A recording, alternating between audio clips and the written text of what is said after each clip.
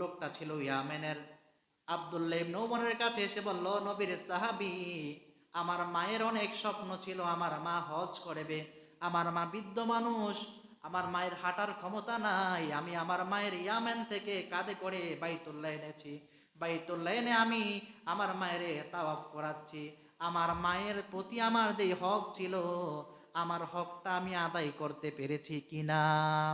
আব্দুল্লাহ ইবনে ওমর বলে, ও ভাই শোনো, তুমি যে তোমার মায়ের এক ডোক দুধ পান করেছ, এখনো পর্যন্ত ওই দুধের দাবিটাও তুমি আদায় করতে পারো না। মায়ের এক দাঁড় দুধের দাম কাটিয়া গায়ের চাম, প্রাপস বানাইলেও ঋণের শোধ হবে না। এমন দরদি ভবে কেউ হবে না আমার মা গো, এমন দরদি ভবে কেউ হবে না আমার মা গো। আপনি যদি আপনার শরীরের চামড়া কেটে মায়ের বাবারে যদি আপনি জোতা বানিয়ে দেন, আপনার মায়ের এক ফোঁটা দুধ যে আপনি পান করেছেন, ওই দুধের দাবিটা আপনি মাফ করাতে পারবেন? দুইটা অপরাধের শাস্তি আল্লাহ দুনিয়াতে দিয়ে নাই কয়টা? দুইটা অপরাধের শাস্তি রব্বুল আলামিন পরকালের জন্য রেখে দেয় না, আল্লাহ দুনিয়াতে দিয়ে নেয়, তারপরে আবার পরকালও দিবে।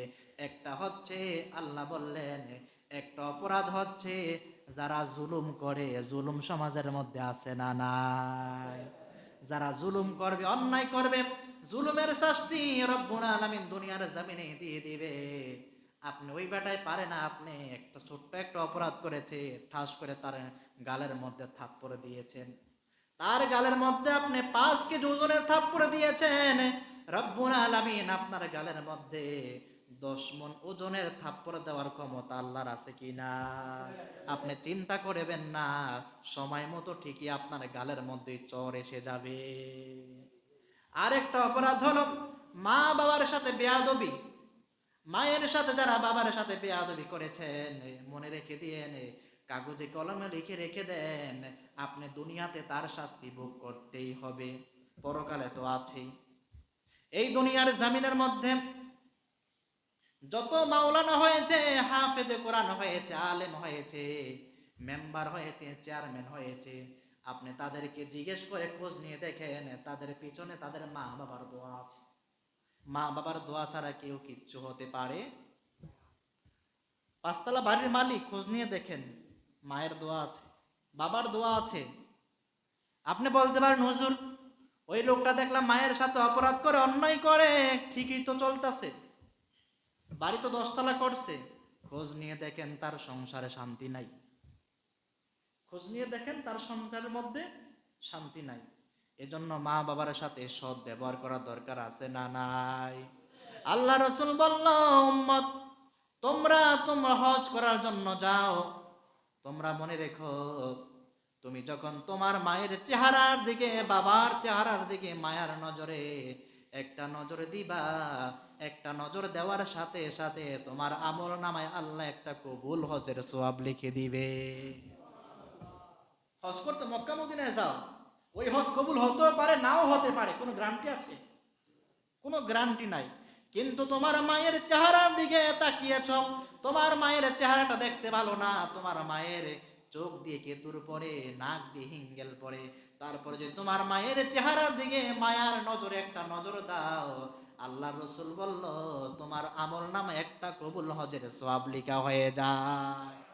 এক সাহাবী প্রশ্ন করলো, ইয়া রাসূলুল্লাহ, ইয়া হাবিবাল্লাহ, কেউ যদি তার মায়ের চেহারার দিকে 2 বার নজর দেয়, কিংবা 5 বার নজর দেয়, কিংবা 100 বার নজর দেয়, গো নবীজি, তার আমল নামায় কি 100টা কবুল হজের সওয়াব লেখা হবে কিনা?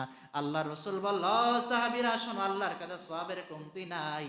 তুমি যদি তোমার মায়ের চেহারার দিকে, বাবার চেহারার দিকে 100টা নজর দাও, 100টা কবুল হজের সওয়াব আল্লাহ তোমার আমল নামায় লিখে দিবে। এক সাহাবী চোখের পানি ছেড়ে দিল, কান্না করতে লাগলো। আল্লাহ রাসূল বলল, সাহাবী তুমি কেন কাঁদো? ওই সাহাবী বলল, ইয়া রাসূলুল্লাহ, ইয়া হাবিবাল্লাহ, আজকে যে আমলটার কথা বললেন, আমার মা জীবিত থাকতে কেন আপনি বললেন না গো রাসূল? আজকে আমার মাও নাই, আমার বাবাও নাই, আমি তো সেই সওয়াব থেকে আমি বঞ্চিত হয়ে গেলাম। আল্লাহ রাসূল বলল, সাহাবী, আমারও তো মা নাই, আমারও তো বাবা নাই। শুনে রাখো, যাদের মা নাই, যাদের বাবা নাই, তোমরা প্রত্যেক নামাজের পরে মায়ের জন্য, বাবার জন্য দোয়া করো, রব্বির হামহুমা কামা রব্বায়ানি সগীরা। মায়ের জন্য দোয়া করো, বাবার জন্য দোয়া করো, নাজাতের দোয়া করো। আল্লাহ তোমার আমল নামায় ওই সওয়াবটা উঠিয়ে দিবে।